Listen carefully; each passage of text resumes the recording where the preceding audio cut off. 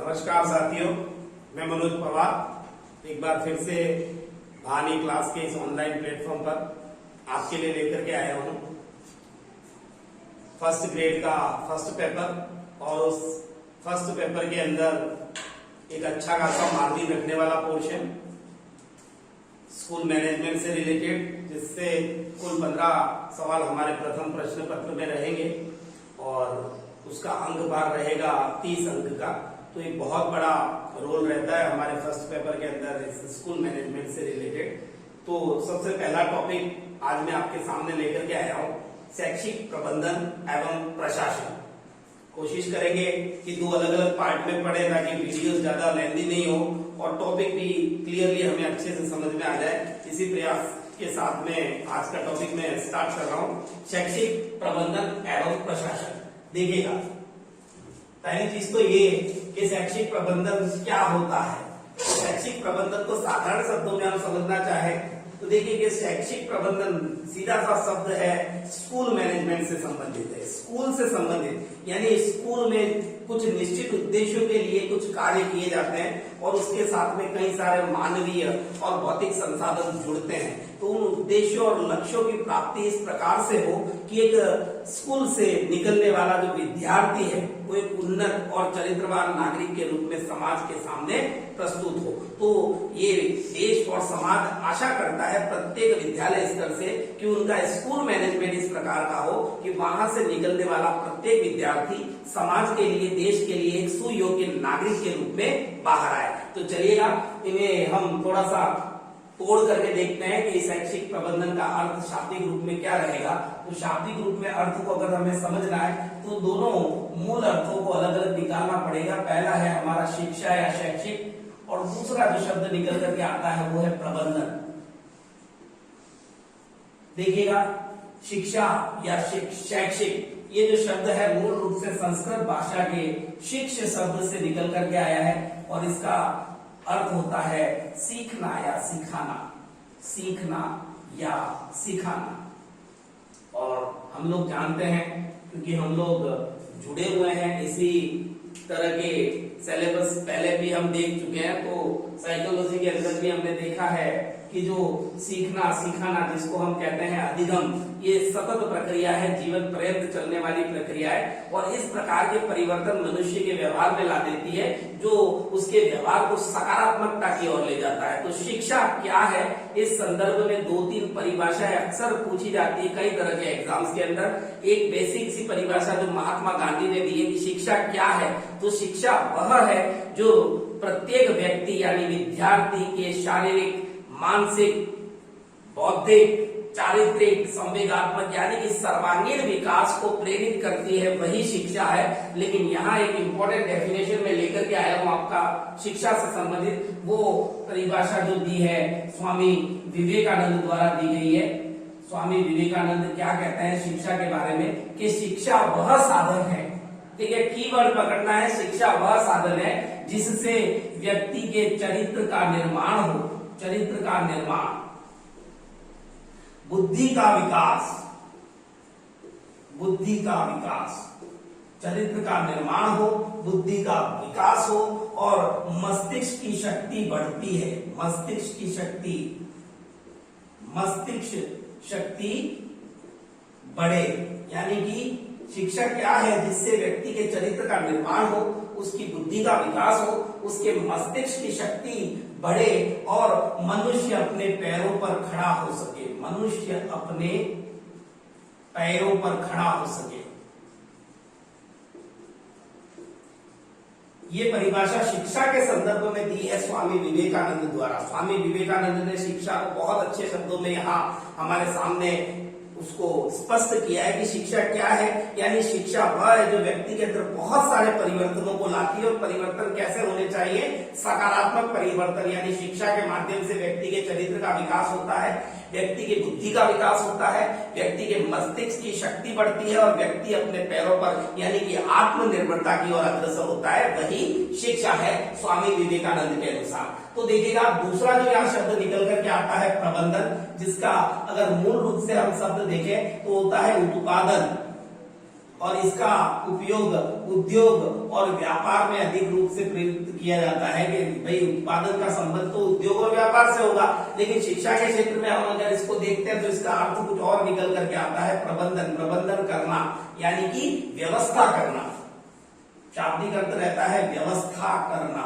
यानी शैक्षिक प्रबंधन का शाब्दिक अर्थ होता है शिक्षा के क्षेत्र में वांछित लक्ष्यों की प्राप्ति के लिए किए जाने वाली प्रक्रिया को ही शैक्षिक प्रबंधन कहते हैं। चलिएगा इसे एक बार हम क्लियर करते हैं कि शैक्षिक प्रबंधन, देखिए शिक्षा और प्रबंधन दोनों को अलग अलग मैंने बता दिया, शिक्षा क्या है, प्रबंधन क्या है। अब अगर मूल रूप से शैक्षिक प्रबंधन पूरे के पूरे शब्द का अर्थ अगर हम देखना चाहें तो शैक्षिक प्रबंधन का अर्थ क्या निकल करके आता है, शैक्षिक प्रबंधन का अर्थ निकल करके आता है कि शिक्षा के क्षेत्र में, यानी शिक्षा के क्षेत्र में जो वांछित यानी कि जो पूर्व निर्धारित लक्ष्य हैं, वांछित लक्ष्यों की प्राप्ति के लिए, वांछित लक्ष्यों की प्राप्ति हेतु की जाने वाली प्रक्रिया,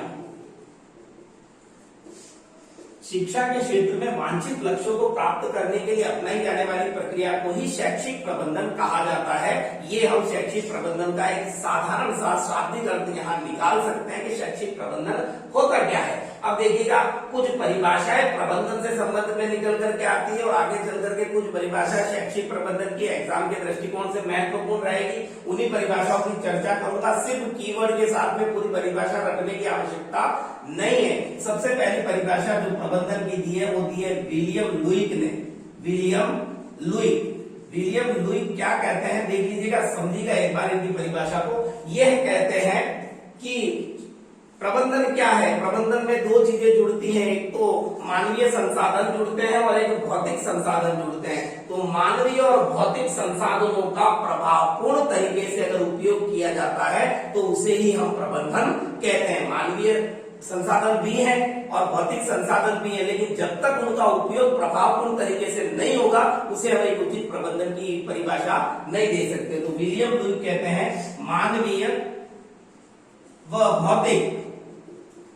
व भौतिक संसाधनों का प्रभावपूर्ण उपयोग, यानी उपयोग हो लेकिन किस रूप में, प्रभावपूर्ण तरीके से अगर उपयोग होता है मानवीय और भौतिक संसाधनों को, उसी को कहते हैं प्रबंधन। ये परिभाषा दी है विलियम लुईक ने। अगली जो परिभाषा लेकर के आते हैं वे है कुंस, या कुंस भी कह सकते हैं, कुंट भी कह सकते हैं, क्योंकि इंग्लिश नाम है तो कहीं ना कहीं प्रोनाउंसिएशन में कुछ ना कुछ दिक्कत रहती है। उसको अगर हिंदी में पढ़ते हैं तो काफी कुछ चेंजेस आ जाते हैं, लेकिन हमें देखो नाम याद रखना है। कुंस ने क्या कहा है कि औपचारिक रूप से बना हुआ एक ऐसा संगठन, प्रबंधन एक अकेले की क्रिया नहीं होती है, एक सामाजिक क्रिया है, यानी बहुत से लोगों के द्वारा मिलकर के प्रबंधन किया जाता है। एक अकेला व्यक्ति प्रबंधन नहीं कर सकता। तो औपचारिक रूप से संगठित एक ऐसा समूह जिसके साथ, देखो दोनों चीजें याद रखना, उस समूह से कार्य भी करवाना है और उस समूह के साथ में कार्य करना है। देखिएगा शब्दों से समझिएगा कि एक औपचारिक संगठन होगा, औपचारिक संगठन या समूह, औपचारिक संगठन समूह, और उस समूह के लोगों से क्या करवाना है, कार्य करवाना है। कार्य करवाना, जो प्रबंधन करता है वो समूह से कार्य करवाएगा भी सही और उस समूह के साथ में कार्य करेगा भी। कार्य करना यानी समूह से कार्य करवाना और समूह के साथ कार्य करना, ये दोनों चीजें जुड़ करके आती है। जो कुंस की परिभाषा है कि औपचारिक संगठन ऐसा एक समूह है जिस समूह के लोगों से कार्य करवाया जाता है और उनके साथ में मिलकर, यानी हम कह सकते हैं कि कोऑर्डिनेट होकर के उनके साथ कार्य करना, वही प्रबंधन है। कार्य करना प्लस कार्य करवाना। चलिएगा आगे देखते हैं, हम अगली परिभाषा लेकर के आए हैं लॉरेंस ए एप्पल, यहीं पर लिख देते हैं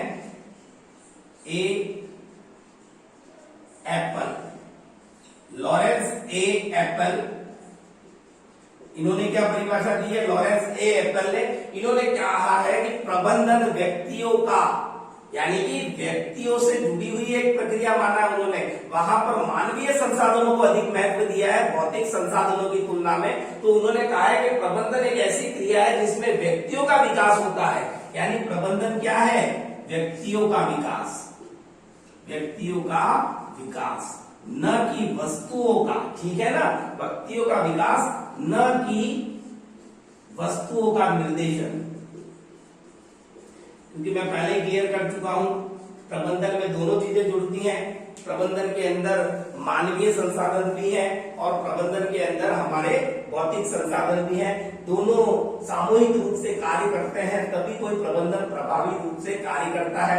तो यहाँ पर हमारे जो परिभाषा देने वाले अगले जो विद्वान है जिनका नाम है लॉरेंस एप्पल, उन्होंने कहा है कि प्रबंधन व्यक्तियों का विकास है, न कि वस्तुओं का निर्देशन। चलिएगा, अब बहुत ज्यादा इंपॉर्टेंट जो रहने वाला है, जहां से कई बार फर्स्ट ग्रेड सेकंड ग्रेड जैसे एग्जाम के अंदर फर्स्ट पेपर में क्वेश्चन कई बार क्लिक करता है और लास्ट फर्स्ट ग्रेड एग्जाम में भी शायद ये क्वेश्चन रहा था, उसी के बारे में चर्चा करूंगा मैं कि प्रबंधन के मूल रूप से 5 घटक बताए हैं। किसने बताए हैं? और 7 घटक बताए हैं, वो किसने बताए हैं, उनको किस नाम से जाना जाता है, उनमें कौन कौन से तत्व शामिल है, और इसी से रिलेटेड काफी सारे प्रश्न परीक्षाओं में कई बार देखने को मिले हैं। तो पहले जो विद्वान है sir Henry Fayol, Henry Fayol, sir Henry Fayol ने प्रबंधन के मूल रूप से 5 तत्व बताए हैं। याद रखिएगा 5 तत्व, और याद रखना बहुत इजी रहेगा,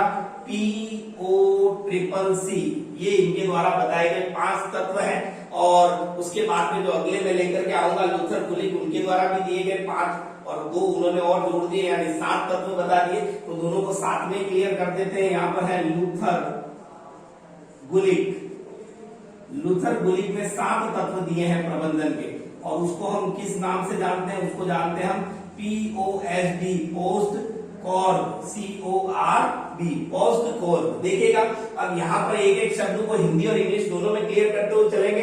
P से है प्लानिंग, प्लानिंग, प्लानिंग को हिंदी में कहेंगे हम नियोजन, हिंदी शब्द आप लोगों को ध्यान है। O से होता है ऑर्गेनाइजेशन, यानी संगठन, ऑर्गेनाइजेशन, ऑर्गेनाइजेशन यानी संगठन। सी से अगला जो सी आता है उससे बनता है कमांड, कमांड का मतलब होता है नियंत्रण। फिर सी, दोबारा सी आया, उसका मतलब है कंट्रोल, कंट्रोल, कंट्रोल का मतलब नियंत्रण हो गया, और कमांड का मतलब हो गया निर्देशन, और अंतिम जो सी है उसका मतलब होता है कोऑर्डिनेट, कोऑर्डिनेट यानी कि समन्वय। तो देखिएगा यहाँ हिंदी में अगर हम देखना चाहें तो नियोजन करना, संगठन बनाना, निर्देशित करना, नियंत्रित करना और समन्वय स्थापित करना, ये 5 तत्व दिए हैं हेनरी फेयोल ने। देखिएगा इनमें इनके नाम इंग्लिश में अगर याद है आप हिंदी में इजी में लिख सकते हो, लेकिन मूल रूप से यही पूछा जाता है कि प्रबंधन की P और CCC की अवधारणा 5 तत्वों वाली किसने दी है? तो हेनरी फेयोल ने दी है। और लूथर गुलिक ने दिए 7 तत्व बताए हैं उन्होंने प्रबंधन के 7 घटक। पोस्ट कॉर्ब, तो यहाँ वही P से प्लानिंग हो जाएगा आपका, O से वही ऑर्गेनाइजेशन,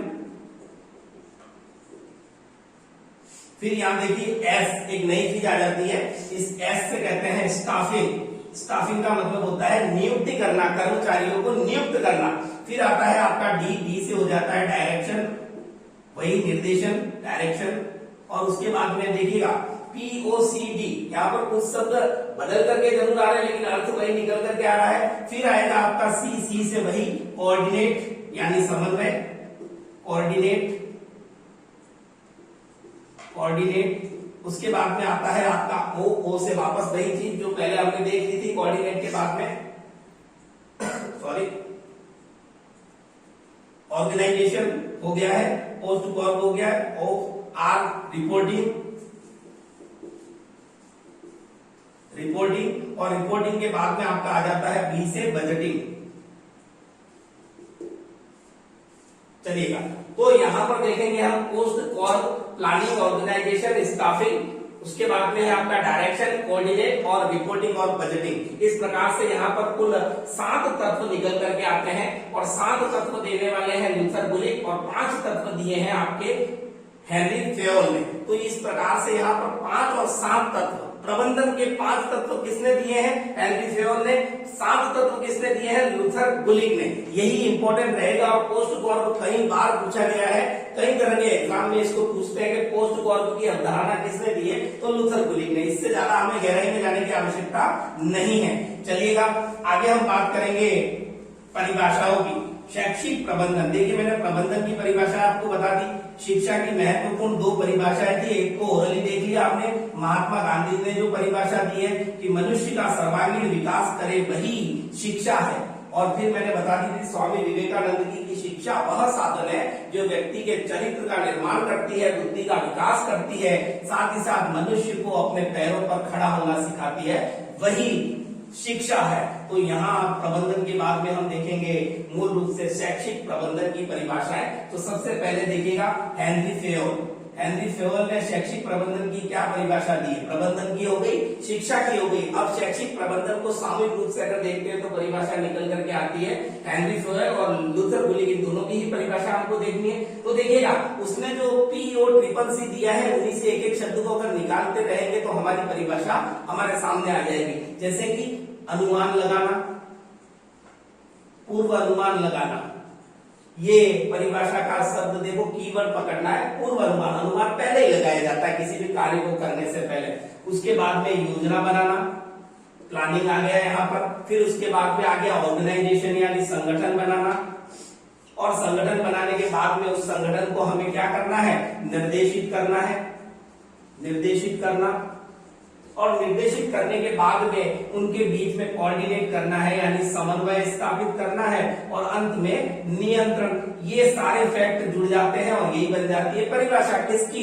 हेनरी फेयोल की, कि किसी भी कार्य को करने में प्रबंधन, शैक्षिक प्रबंधन किसे कहेंगे? यानी शैक्षिक प्रबंधन वह प्रक्रिया है जिसमें पूर्व अनुमान लगाया जाता है, फिर उसकी योजना का निर्माण किया जाता है, देन संगठन की आवश्यकता होती है। और मैंने पहले ही बता दिया संगठन में दो प्रकार के संसाधन होते हैं, मानवीय संसाधन और भौतिक संसाधन। फिर मानवीय संसाधनों को निर्देशित करना पड़ता है, उनको अपने अपने कार्य डिवाइड करने पड़ते हैं। उसके बाद में सभी विभिन्न कर्मचारियों द्वारा किए गए कार्यों को समन्वित करना पड़ता है, कोऑर्डिनेट, एक दूसरे के बीच में मिलजुल करके, क्योंकि प्रबंधन का कार्य व्यक्तिगत कार्य न होकर सामूहिक कार्य है। और उसके बाद में उन सभी का कार्य व्यवस्थित तरीके से हो रहा है या नहीं, उसके लिए उन पर नियंत्रण स्थापित करना, ये परिभाषा देते हैं हेनरी फेयोल। और उसके बाद में आते हैं हम अगली परिभाषा शैक्षिक प्रबंधन की, लूथर गुलिक की परिभाषा। लूथर गुलिक ने क्या कहा है? तो लूथर गुलिक की परिभाषा को अगर समझना है सिर्फ कीवर्ड पकड़ना है, और कीवर्ड क्या है? कि क्रमबद्ध रूप से, क्रमबद्ध रूप से, यानी ऐसा नहीं है कि कोई भी व्यक्ति कोई भी कार्य कर ले, एक क्रमबद्ध रूप से बनाया गया विधिवत सिस्टम होगा, उस क्रमबद्ध रूप से कार्यों को क्या किया जाएगा? विभाजित किया जाएगा। कौन व्यक्ति क्या कार्य करेगा? तो क्रमबद्ध रूप से विभाजित कार्य जो है तो उन्हें विभाजित करना है कार्यों को, और उसके बाद में उन कार्यों को परिभाषित करना है, परिभाषित करना, और उसके बाद में अंत में वही सभी के कार्यों के बीच में समन्वय स्थापित करना है। तो समन्वय स्थापित करना, देखिएगा यहाँ पर कीवर्ड पकड़ते हैं हम, क्या है? क्रमबद्ध रूप से कार्यों को विभाजित करना, उनके कार्यों को परिभाषित करना, और उन सभी के कार्यों के बीच में कोऑर्डिनेट करना यानी समन्वित करना, यही परिभाषा निकल करके आती है लूथर गुलिक की शैक्षिक प्रबंधन से संबंधित। अब एक अंतिम परिभाषा हम देख लेते हैं शैक्षिक प्रबंधन की, उसके बाद आगे बढ़ेंगे। अब इस टॉपिक पर सबसे इंपॉर्टेंट रहेगी और वो है टिफनर की।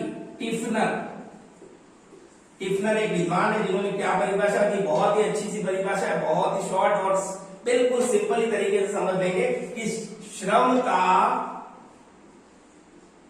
क्रमबद्ध विभाजन, यानी कि शैक्षिक प्रबंधन वह प्रक्रिया है जिसमें व्यक्ति जितने भी जुड़े हुए हैं उनमें श्रम का क्रमबद्ध अगर विभाजन कर दिया जाए ऊपर से लगाकर नीचे तक, तो वही शैक्षिक प्रबंधन है। तो शैक्षिक प्रबंधन के बारे में कुछ विशेष परिभाषाएं थी जिनके बारे में मैंने आपको बता दिया, लेकिन आजकल के एग्जाम पैटर्न को देखते हैं हम तो वहां प्रश्न सीधे ऐसे निकल करके नहीं आते। प्रश्न कैसे निकल करके आते हैं उन पर भी चर्चा करेंगे, क्योंकि प्रयास यही है कि प्रश्न कैसा भी हो उत्तर हमारे पास होना चाहिए।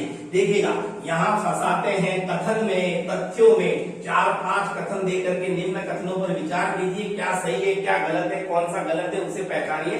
तो यहाँ हम देखेंगे विशेषता है शैक्षिक प्रबंधन की, विशेषता क्या है? तो देखिएगा विशेषता क्या रहेगी शैक्षिक प्रबंधन की? विशेषताएं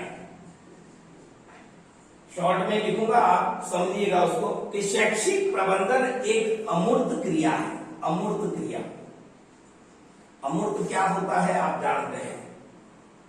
जो वस्तु हमें दिखाई देती है वो मूर्त होती है, और जो वस्तु हमें नहीं दिखाई देती वो अमूर्त होती है, क्योंकि यहाँ मानवीय और भौतिक संसाधन दोनों जुड़े हुए हैं। तो प्रबंधन का जो कार्य वो कैसा कार्य होता है, एक अमूर्त प्रक्रिया होती है। ठीक है साहब। उसके बाद में यह एक अमूर्त यानी कि जो हमारी शैक्षिक प्रबंधन है वो एक अमूर्त घटक है और अमूर्त के साथ साथ यह एक प्रक्रिया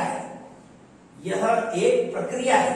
प्रबंधन क्या है, एक प्रक्रिया है, क्योंकि जिसमें अलग अलग लोगों को अलग अलग काम बांटे जाते हैं, फिर उनको निर्देशित किया जाता है, एकीकरण किया जाता है, उनके ऊपर नियंत्रण रखा जाता है, उनके कार्यों को समन्वित किया जाता है और अंत में क्या होता है, मूल्यांकन, कि जो उद्देश्य निर्धारित किए गए थे क्या प्रबंधन उन कार्यों को पूरी तरीके से करने में सफल रहा है, अन्यथा नहीं। तो ये एक प्रक्रिया के रूप में अपनाया जाता है। प्रबंधन एक प्रक्रिया है। फिर मैंने आपको 2-3 बार पहले भी बता दिया, यह व्यक्तिगत न होकर सामूहिक प्रयास होता है। एक अकेले प्रबंधक यानी कि जो सबसे सुपीरियर पोस्ट पे उस अकेले व्यक्ति, जैसे स्कूल के अंदर सुपीरियर पोस्ट पे होता है प्रिंसिपल, तो अकेले प्रिंसिपल से स्कूल मैनेजमेंट नहीं संभव है, क्योंकि वो सभी के सहयोग से, जिसके अंदर टीचर्स भी जुड़ेंगे, पेरेंट्स भी जुड़ेंगे, पियोन भी जुड़ेंगे, सभी लोग, इवन यहाँ तक कि विद्यार्थी भी जुड़ेंगे, तब वो शैक्षिक प्रबंधन सफल माना जाएगा। देखिएगा फिर यहाँ एक बहुत इंपॉर्टेंट, जहां से कई बार प्रश्न निकल करके आया है कि शैक्षिक प्रबंधन एक कला है, कला भी है, एक विज्ञान है। शैक्षिक प्रबंधन एक कला है, एक विज्ञान है, और इससे भी इंपॉर्टेंट ये रहता है कि ये कला भी है और विज्ञान भी है। कला व विज्ञान दोनों है। और एक विद्वान है जिन्होंने कहा है, क्या कहा है, कि शैक्षिक प्रबंधन जो है उसके 2 पहलू हैं, विज्ञान और कला उसके 2 पहलू माने गए हैं। और ऐसी परिभाषा देने वाले विद्वान हैं, उनका नाम है रॉबर्ट एन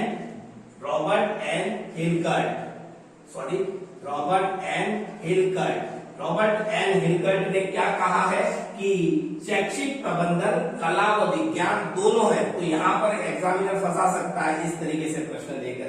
शैक्षिक प्रबंधन है एक कला, एक विज्ञान, कला व विज्ञान दोनों या उक्त में से कोई नहीं। तो यहाँ पर या तो कला पे चलते हैं या विज्ञान पे, लेकिन इसे दोनों माना गया, एक कला भी है और विज्ञान भी है। उद्देश्य यही है कि प्रश्न सारे के सारे हम तथ्यों तक पहुंच सके। इसके बाद में देखिए, यह शैक्षिक प्रबंधन जो है वो समन्वयकारी संसाधन है, समन्वयकारी संसाधन। और समन्वय किस किस के मध्य में, संसाधनों के मध्य में। संसाधन के 2 भाग बता दिए मैंने, एक तो है भौतिक संसाधन और दूसरा है मानवीय संसाधन, यानी कि HM, सारे टीचर, विद्यार्थी, पेरेंट्स और स्कूल से जुड़े हुए सारे समुदाय के लोग वो मानवीय संसाधन में आएंगे, और स्कूल बिल्डिंग, खेल का मैदान, प्रयोगशाला, लाइब्रेरी, यानी जितनी भी भौतिक वस्तुएं स्कूल मैनेजमेंट से जुड़ी हुई है वो भौतिक संसाधन में आती हैं। तो दोनों के बीच में समन्वयकारी जो कार्य करता है वही स्कूल मैनेजमेंट है। फिर इसे हम एक विशुद्ध मानवीय क्रिया भी मानते हैं, विशुद्ध मानवीय क्रिया,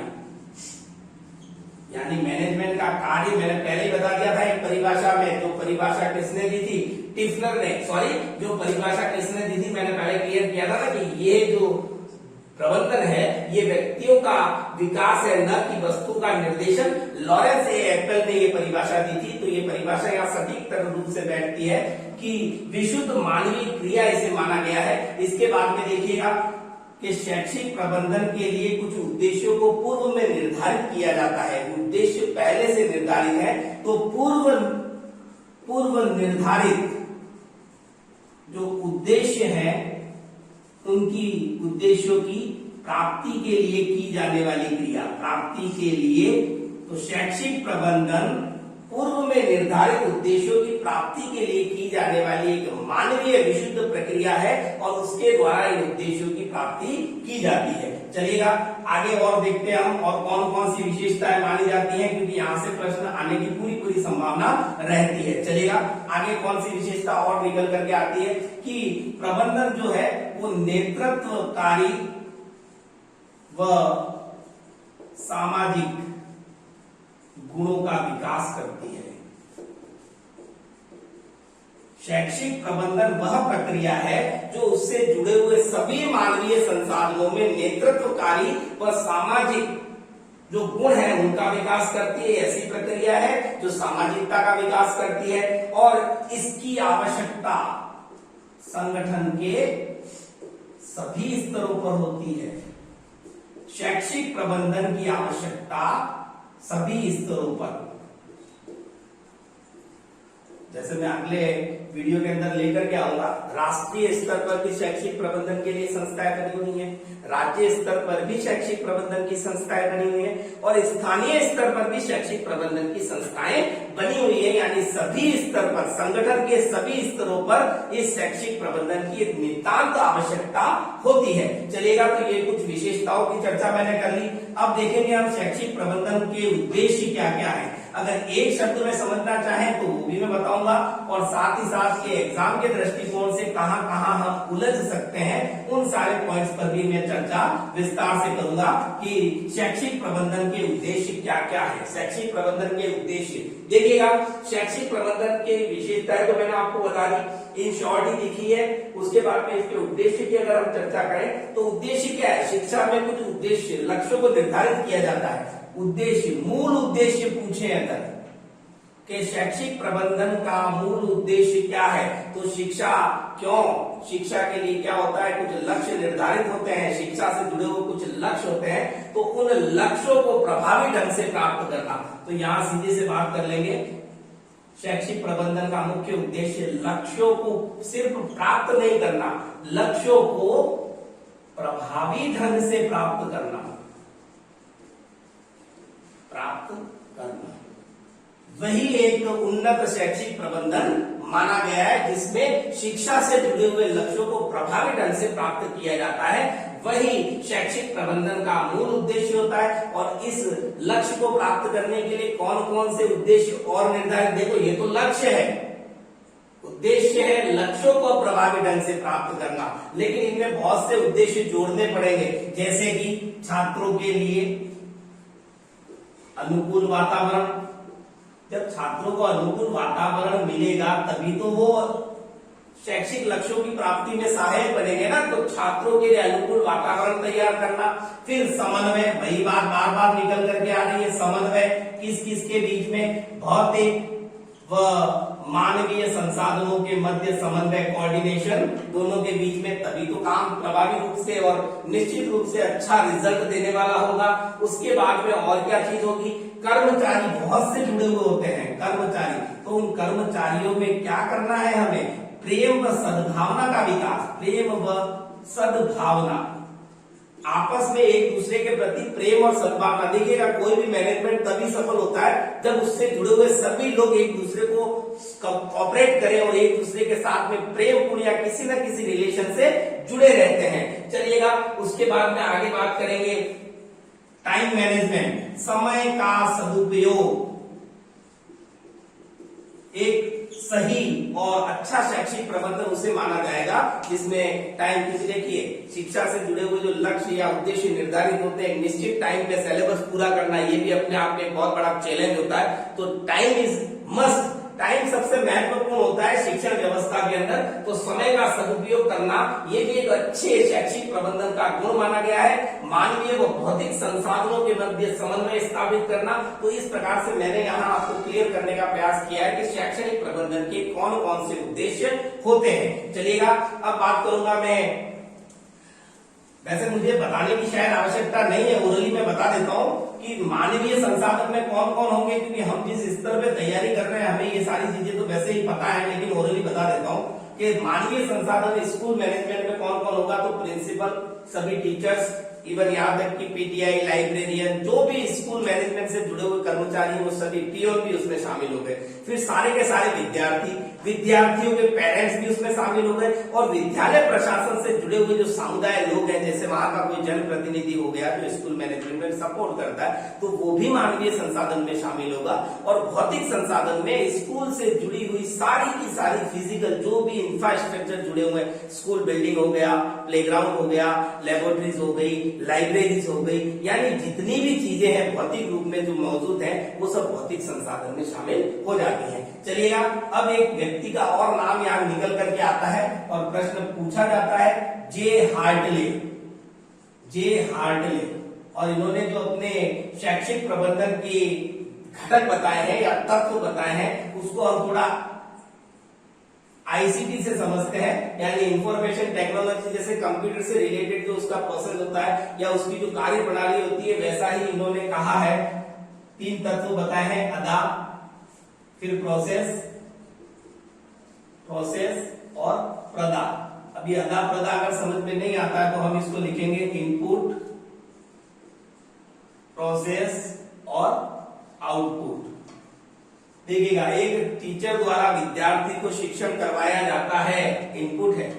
विद्यार्थी उस सीखे हुए ज्ञान पर मंथन करता है, प्रोसेस होता है, और बाद में आगे चलकर समाज में उसके अनुरूप व्यवहार करता है। तो ये भी शैक्षिक प्रबंधन के लिए दिया गया जो अवधारणा है जे हार्टले की, जिसको अपन कहते हैं इनपुट, प्रोसेस, आउटपुट। चलिएगा, अब देखेंगे हम शैक्षिक प्रबंधन के कार्य। शैक्षिक प्रबंधन में कौन कौन से कार्य, मूल रूप से 12 कार्य जुड़े हुए हैं, और कहीं ना कहीं हमारे जो लूथर गुलिक भाई साहब हैं उनके द्वारा दिए गए 7 तत्व और 5 तत्व दिए हैं जो हेनरी फ्योल ने, उनको हम समन्वित करके या उन्हीं को शामिल करके शैक्षिक प्रबंधन के कार्यों को समझने का प्रयास करेंगे। कुल 12 कार्य है, शॉर्ट में देखेंगे शैक्षिक प्रबंधन के कार्य। सबसे पहला कार्य जिसको अंग्रेजी में कहेंगे हम प्लानिंग और हिंदी में कहेंगे नियोजन।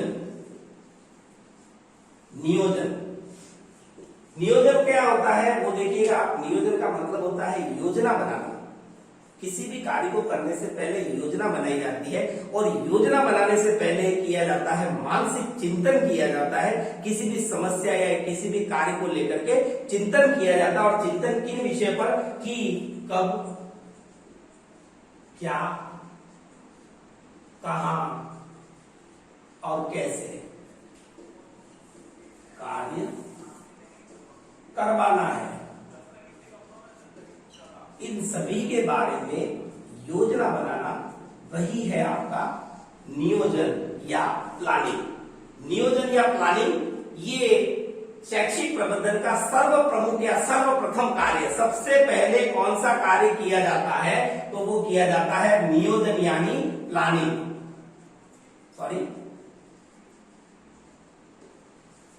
प्लानिंग या नियोजन। कब, क्या, कैसे और कहां कार्य करवाना है, इस बारे में प्लानिंग करना यानी योजना बनाना, वही नियोजन है, वही प्लानिंग है, और ये शैक्षिक प्रबंधन का सबसे पहला कार्य माना जाता है। देखिएगा, डिटेल में ऐसा कोई प्रश्न नहीं पूछने वाला है। वो तो कार्य कितने हैं, 12 कार्य है, और हो सकता है कि उनमें से 4 कह सकते हैं कि उसमें से 3 करेक्ट नाम दे दे, 1 गलत नाम दे दे कि निम्न में से शैक्षिक प्रबंधन से जुड़ा हुआ कार्य कौन सा नहीं है या कौन सा है। तो उस प्रकार से हम याद रखेंगे। नियोजन के बाद में अगला जो कार्य आता है उसको कहते हैं हम संगठन।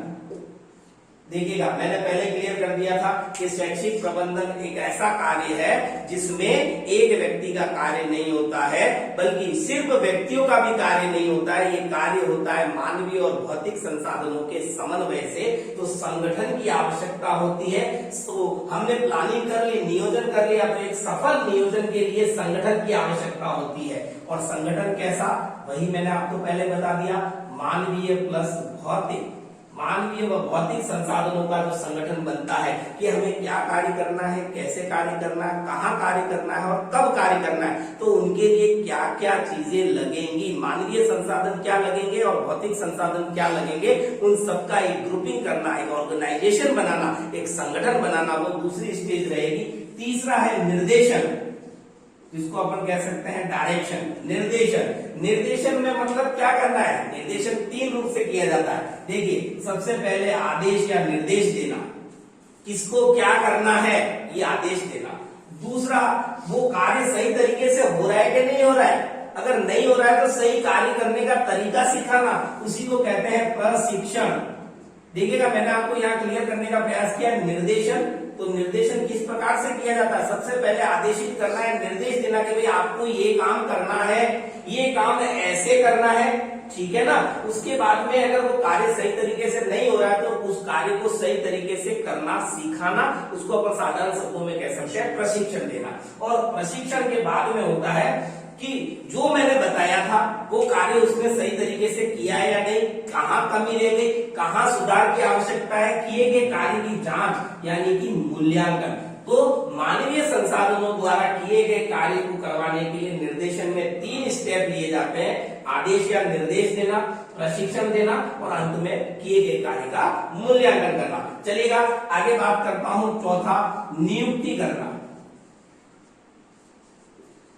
शैक्षिक प्रबंधन की सफलता इस बात पर निर्भर करती है कि उसमें लगे हुए जो लोग हैं, कर्मचारी हैं, कार्यकर्ता है, वो पूरी लगन और पूरी श्रद्धा और अपनी कुशलता के साथ में उस कार्य से जुड़े हुए हैं। तो ये तो प्रबंधन करता जो है उन पर डिपेंड करता है कि वो ऐसे लोगों का चयन करें जिनका इंटरेस्ट उस कार्य को करने में है, यानी कि कुशल, चरित्रवान और उस कार्य को संलग्नता से जुड़कर करने वाले कार्मिकों का चयन करना। तो इसको एक ही लाइन में यहां पर क्लियर करूंगा: योग्य, कुशल व अनुभवी कार्मिकों का चयन, जिसको इंग्लिश में हमने कह दिया था स्टाफिंग।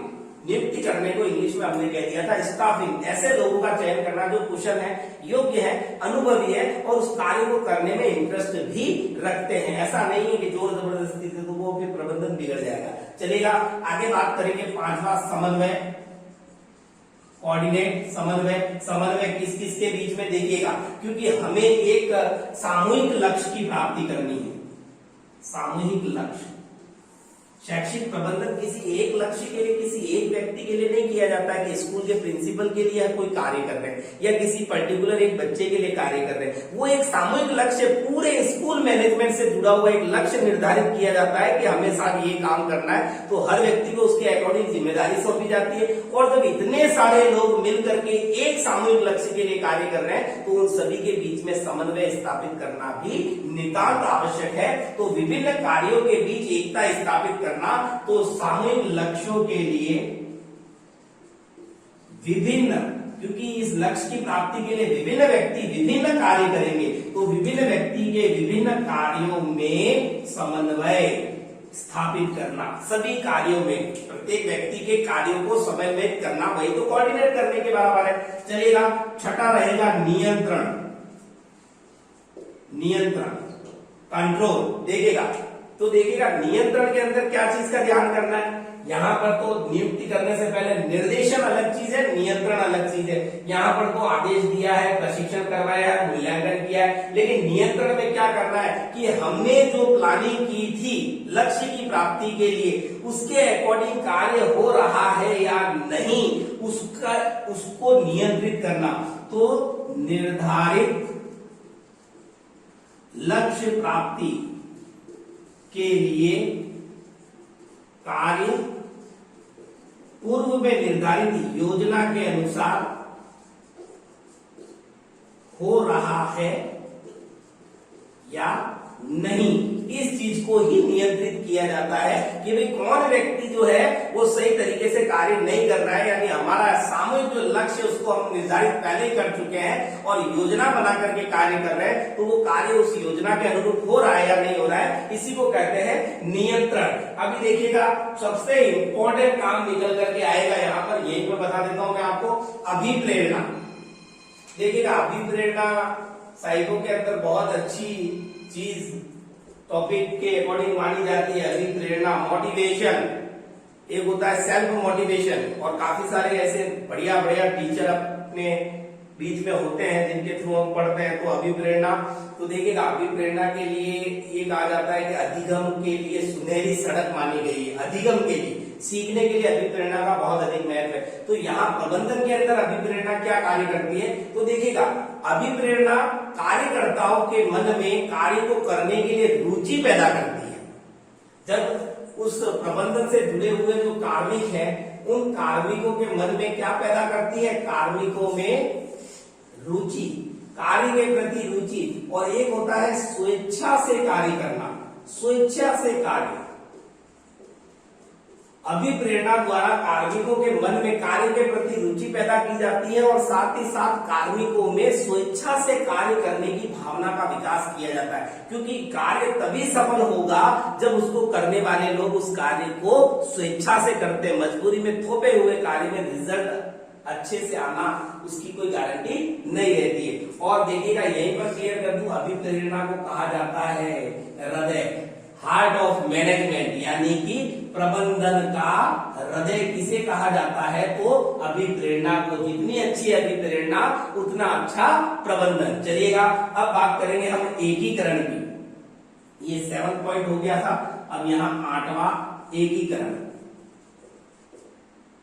तो देखिएगा एकीकरण कैसे, क्योंकि मैं पहले क्लियर कर चुका हूं, बहुत से लोग मिलकर के कार्य कर रहे हैं, तो उन सभी कार्य करने वाले कर्मचारियों में अच्छे गुणों का विकास तो हमने अभिप्रेरणा से कर दिया, तो कर्मचारियों के लिए अच्छे वातावरण का निर्माण, अच्छे वातावरण का निर्माण। क्योंकि देखिए अब इसको मैं थोड़ा सा क्लियर करूं, ये जो ड्यूटीज दी जाती है, कार्य सौंपे जाते हैं, क्रमबद्ध तरीके से दिए जाते हैं कार्य। तो किसी को कुछ कार्य ऐसे मिलते हैं जो सुपीरियर लेवल के होते हैं और कुछ के कार्य थोड़े से निचले स्तर के होते हैं, तो वे अपने आप को उससे अलग ना समझे, क्योंकि पहले क्लियर कर दिया है कि एक सामूहिक उद्देश्य के लिए हम लोग कार्य कर रहे हैं। जो आपको कार्य दिया है उसको आप ये समझ के करो कि सुपीरियर व्यक्ति जो काम कर रहा है वो भी इसी कार्य का हिस्सा है और मेरा कार्य भी उतना ही इंपॉर्टेंट है जितना वो व्यक्ति कार्य कर रहा है। तो उन सभी कार्यों को करने वाले व्यक्तियों के मन में एक अच्छे वातावरण का, मतलब वो अपनी इच्छा से कार्य कर रहे हैं, अभिप्रेरणा से, स्वेच्छा से जुड़े हुए, रुचि से कार्य कर रहे हैं, साथ ही साथ वो ये मानकर कार्य करें कि मेरे द्वारा किया गया कार्य भी उतना ही महत्वपूर्ण है जो ऊपर मैनेज करने वाले प्रबंधक का कार्य है। इसी को कहते हैं एकीकरण की स्थापना। चलिएगा अब बात करेंगे अपन नवे कार्य की। नवा पॉइंट है संप्रेषण। क्या होता है आप लोग अच्छे से जानते हैं, कम्युनिकेशन। और संप्रेषण जो है वो प्रबंधन का सबसे महत्वपूर्ण क्रियात्मक साधन माना गया है। कैसे मैं बताऊंगा आपको। संप्रेषण के लिए एक ही शब्द लिखिए, क्रियात्मक साधन। किसी भी मैनेजमेंट का सबसे क्रियात्मक साधन क्या है? संप्रेषण। यानी कि मैंने यहाँ बताया था आदेश देना है, प्रशिक्षण देना है। ये तो दो व्यक्ति जब आपस में अपने विचारों को, अपने अनुभवों को एक दूसरे के साथ साझा करते हैं, शेयर करते हैं, प्रबंधक जो है सुपीरियर पोस्ट वाला वो कार्मिकों तक अपना मैसेज पहुंचाएगा या कार्मिक जो है वो अपनी समस्या मैनेजमेंट तक पहुंचाएगा, तो ये किसके माध्यम से संभव हो पाएगा? संप्रेषण के माध्यम से। तो प्रबंधन का सबसे महत्वपूर्ण क्रियात्मक साधन किसे माना जाता है? संप्रेषण को। देखिएगा ये भी इंपॉर्टेंट रहने वाला है और ये भी इंपॉर्टेंट रहने वाला है। संप्रेषण के बाद में हम बात करेंगे 10वें नंबर के कार्य की, जिसको कहेंगे हम निर्णय लेना। निर्णय क्या लेना? कार्य हो गया, उसके बाद में सर्वोत्तम विकल्प का चुनाव। सर्वोत्तम विकल्प का चुनाव, यही हमारा निर्णय लेना है। अब देखिएगा, अब क्योंकि वर्तमान में जो शिक्षा व्यवस्था चल रही है, शैक्षणिक प्रबंधन चल रहा है, उसके अंदर आए दिन कुछ न कुछ नई चीजें जुड़ती चली जाती हैं और इसको शैक्षिक प्रबंधन की भाषा में कहा जाता है नवाचार। यानी कि नई नई रीतियों का शिक्षण विधि के अंदर, यानी शिक्षण प्रबंधन के अंदर उनका उपयोग, वही कहलाता है नवाचार। तो देखिएगा अगला कार्य जो निकल करके आता है 11वां, वो है नवाचार, इम्प्लीमेंटेशन। नवाचार, देखिएगा नवाचार का मतलब क्या है कि नवीन कार्य पद्धतियों को अपनाना। नवीन कार्य पद्धतियां,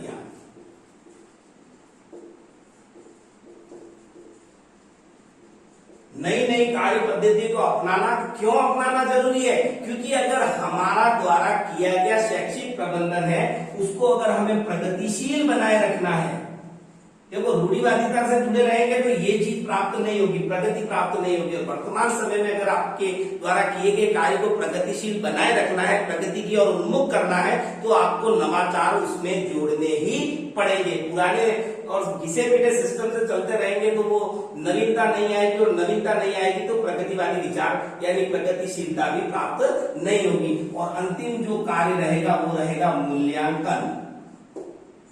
यानी कि हमने जो लक्ष्य निर्धारित किया था, सबसे पहले नियोजन किया ना, हमने प्लानिंग करी थी, लक्ष्य निर्धारित किया था, उस लक्ष्य की प्राप्ति हमें हुई है, वो मात्रात्मक उसकी जांच, मात्रा व गुणों की जांच, यानी कि हमारे द्वारा अर्जित किया गया जो लक्ष्य है, उस लक्ष्य के लिए हमने जो कार्य किए थे, उन कार्यों की मात्रात्मक व गुणों की यानी गुणात्मक जांच जो की जाएगी, उसे ही कहा जाता है मूल्यांकन। यानी हमने जो कार्य किया है वो सफल रहा कि नहीं रहा। और एक बहुत अच्छी सी पंक्ति यहाँ पर है कि उत्तम परिणाम के लिए निरंतर मूल्यांकन आवश्यक होता है। अगर आपको बेटर रिजल्ट चाहिए, उत्तम परिणाम के लिए क्या होना चाहिए? निरंतर मूल्यांकन होते रहना चाहिए। अगर मूल्यांकन निरंतर होगा तो निश्चित तौर पर परिणाम जो है पहले से बेटर आएगा, क्योंकि आपको बार बार मूल्यांकन करने पर अपनी कमी और अपने द्वारा जो पद्धति अपनाई गई उसमें कहाँ दोष रह गया उसकी जानकारी मिलेगी। तो निश्चित तौर पर अगली बार हम उस कमी को दूर करने का प्रयास करेंगे। चलेगा, अब हम देखते हैं कुछ इंपॉर्टेंट फैक्ट जहां से सीधे सीधे प्रश्न निकल करके आते हैं। कौन कौन से फैक्ट्स रहेंगे, क्योंकि यहाँ पर तो मैंने सिर्फ आपको प्रबंधन की बात बताई, शैक्षिक प्रबंधन की परिभाषा है, उसके उद्देश्य, उसकी विशेषताएं और साथ ही साथ में हमने उनसे जुड़े हुए प्रमुख 12 कार्यों को भी देख लिया। और 2 प्रश्न यहाँ पर जो सीधे तथ्यात्मक निकल करके आ रहे हैं कि अभिप्रेरणा क्या है, तो वो प्रबंधन का हृदय माना जाता है, और संप्रेषण क्या है, तो वो प्रबंधन का क्रियात्मक साधन माना जाता है। अब मैं बात करूंगा आपको एक इंपॉर्टेंट फैक्ट की। देखिएगा, मिनी कॉन्स्टिट्यूशन यानी लघु संविधान 42वां संविधान संशोधन 1976 में हुआ, और उसके द्वारा शिक्षा जो पहले राज्य सूची का विषय था, उस राज्य सूची से उसे कहां ला दिया गया? समवर्ती सूची में। यानी केंद्र और राज्य दोनों मिलकर के इसके लिए कानून बना सकते हैं। इसीलिए जब मैंने बताया था आपको आरटी 2009 रीट के अंदर, तो आरटी 2009 के अंदर शिक्षा के लिए समुचित सरकार यानी केंद्र और राज्य दोनों को सामूहिक रूप से कहा जाता है समुचित सरकार। तो शिक्षा जो है वो समवर्ती सूची का विषय है, इसलिए वहां राज्य और केंद्र दोनों सामूहिक रूप से नियम कानून बनाने के लिए स्वतंत्र है। चलिएगा, अब देखेंगे प्रबंधन का मस्तिष्क किसे कहते हैं। मैंने पहले बता दिया था, प्रबंधन का मस्तिष्क कहते हैं, किसे कहते हैं? अभिप्रेरणा, सॉरी प्रबंधन का हृदय, मस्तिष्क नहीं, प्रबंधन का हृदय किसे कहा जाता है? तो यहां अभिप्रेरणा अगले पॉइंट पे ले लेते हैं अपन। अभिप्रेरणा को कहा जाता है हृदय, हार्ट ऑफ मैनेजमेंट किसे कहा जाता है? अभिप्रेरणा को। और किसी भी संगठन का मस्तिष्क, यहां पर संगठन के मस्तिष्क की बात हो रही है, संगठन का मस्तिष्क क्या है? तो वो है प्रबंधन। यानी कोई भी संगठन है उसके लिए कार्य करने के लिए प्रभावी कौन होता है? प्रबंधन, यानी उसका मैनेजमेंट। किसी भी ऑर्गेनाइजेशन का जो मैनेजमेंट होता है वो उसका माइंड होता है, और मैनेजमेंट का हार्ट क्या है? तो अभिप्रेरणा, प्रबंधन का हृदय। प्रबंधन का हृदय ये हो गया सब आपका अभिप्रेरणा। अब बात करें हम विद्यालय स्तर पर, क्योंकि स्कूल मैनेजमेंट की बात हो रही है ना, तो विद्यालय का हृदय किसे कहा जाता है? विद्यालय का हृदय, हार्ट ऑफ स्कूल को कहा जाता है उसकी लाइब्रेरी को, पुस्तकालय को। और विद्यालय का स्पार्क प्लग या दर्पण, स्पार्क प्लग या दर्पण दोनों चीजें इसी में ले लेते हैं अपन। स्पार्क प्लग या दर्पण किसे कहा जाता है? तो ये कहा जाता है साहब टाइम टेबल को, यानी कि समय सारणी,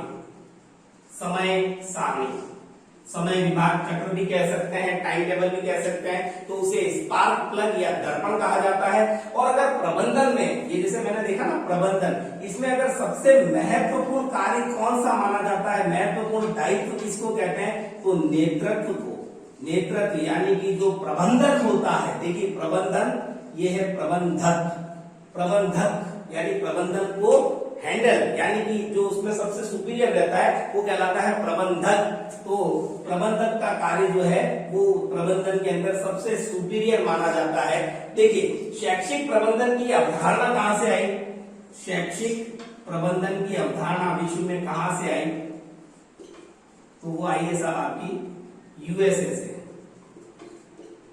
यूएसए इसे लेकर के आया। शैक्षिक प्रबंधन, स्कूल मैनेजमेंट जो वर्ड आया है विश्व में, तो वो कहां से आया है? तो वो यूएसए की देन है। जैसे कि हमने लास्ट में देखे थे ना वीडियो, उसके अंदर हमने पॉलिटी में पढ़ा था कि भाई प्रस्तावना जो है, भारत की प्रस्तावना, तो प्रस्तावना का जो प्रारूप है वो हमने यूएसए से लिया है, उसकी भाषा हमने ऑस्ट्रेलिया से ली है। तो उसी प्रकार से शैक्षिक प्रबंधन की अवधारणा विश्व में लेकर के आया है यूएसए। चलिएगा, अब देखेंगे हम प्रबंधन के प्रारंभिक स्वरूप। प्रबंधन का प्रारंभिक या आरंभिक भी कह सकते हैं, आरंभिक स्वरूप कौन लेकर के आया? प्रबंधन का आरंभिक स्वरूप लेकर के आते हैं Frederick W Taylor. Frederick W Taylor ये प्रबंधन का प्रारंभिक स्वरूप लेकर के आए हैं। उसके बाद में अगर प्रबंधन के जनक, आधुनिक प्रबंधन के जनक माने जाते हैं, आधुनिक प्रबंधन के जनक, देखिए शुरुआती प्रारंभिक के तो फ्रेडरिक डब्ल्यू टेलर को मान लिए, लेकिन आधुनिक प्रबंधन के जनक तो हमने पहले पढ़ा है ना, जिन्होंने 5 तत्व दिए थे, हेनरी फेयोल जी, POCC वाले। उसके बाद में ये प्रश्न एग्जाम में एक बार पूछा गया है, इसलिए मैं इसको भी ऐड कर देता हूं। प्रबंधन का गुरु किसे माना जाता है? प्रबंधन मैनेजमेंट का गुरु तो वो है पीटर ड्रेकर। ये प्रश्न आ चुका है, याद रखना पड़ेगा। पीटर ड्रेकर को प्रबंधन का गुरु माना जाता है। आधुनिक प्रबंधन का जनक हेनरी फेयोल 5 तत्व वाला, और प्रबंधन का प्रारंभिक स्वरूप जो दिया है वो फ्रेडरिक डब्ल्यू टेलर ने दिया है। अब अगर बात करेंगे भारत में आधुनिक प्रबंधन का जनक कौन माना गया है, तो भारत में आधुनिक प्रबंधन का जनक, भारत में आधुनिक प्रबंधन का जनक किसे माना जाता है, तो वो है अरिंदम चौधरी।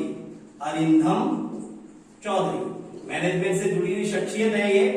तो अरिंदम चौधरी भारत के अंदर आधुनिक प्रबंधन के जनक के रूप में माने जाते हैं। अब एक प्रश्न जो रीट से लगा करके फर्स्ट ग्रेड तक कई बार बच्चों के क्वेश्चन पेपर में आ चुका है, और बच्चे काफी, देखो अब तो ये प्रश्न अगर आता है तो किसी का भी गलत नहीं होगा, लेकिन फिर भी एक औपचारिकता है, उसे पूरा करूंगा मैं यहाँ पर, कि वो कौन सी कोटेशन है जो दी गई है कोठारी आयोग द्वारा, कि भारत का भविष्य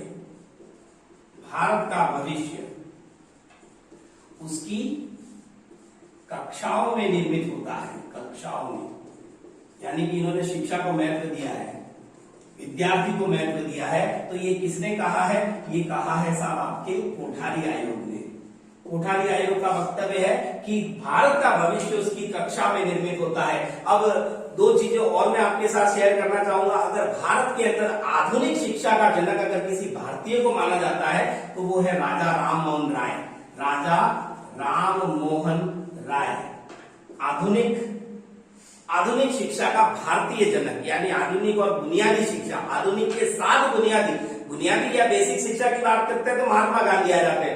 आधुनिक बुनियादी शिक्षा है तो राजा राममोहन राय। और पाश्चात्य अंग्रेजी शिक्षा के समर्थक कौन से वे भारतीय थे जो पहले भारतीय थे, तो वो भी राजा राममोहन राय, जिन्होंने पाश्चात्य अंग्रेजी शिक्षा को समर्थन दिया था, महत्वपूर्ण माना था अपने छात्रों के विकास के लिए। तो देखिएगा, इस पहले वीडियो के अंदर मैं स्कूल मैनेजमेंट शैक्षिक प्रबंधन लेकर के आया हूं। अगले वीडियो के अंदर मैं लेके आऊंगा शैक्षिक प्रशासन, और उसके साथ ही क्लियर करेंगे शैक्षिक प्रशासन कौन से स्तर पर कौन सी संस्थाएं कार्यरत है, प्रबंधन और प्रशासन के अंदर क्या अंतर है, क्योंकि कई बार यहाँ से भी क्वेश्चन निकल करके आ सकता है। मेरे साथ में जुड़े रहिए। फर्स्ट ग्रेड का फर्स्ट पेपर पूरी तरीके से क्लियर करवाने की मैं श्योरिटी ले रहा हूँ, और मेरे साथ आप जुड़े रहिए। मेरे चैनल को सब्सक्राइब कीजिए। आगे नई जानकारी इसी प्रकार से, और पूरा वीडियो अगर आप देखते तो आपको पता चलेगा कि इस वीडियो के अंदर सिर्फ और सिर्फ तथ्यों पर बात हो रही है, प्रश्नों पर बात हो रही है, एक्स्ट्रा किसी बात पे चर्चा नहीं की जाएगी। आगे की क्लासें भी इसी तरह से चलेगी। जुड़े रहिए मेरे साथ में। Thank you very much.